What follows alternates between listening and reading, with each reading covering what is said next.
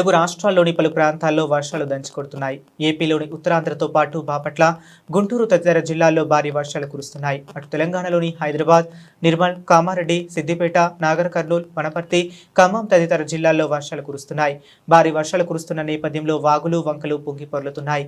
రహదారులు జలమయమయ్యాయి. ప్రజలు అప్రమత్తంగా ఉండాలని అధికారులు సూచిస్తున్నారు.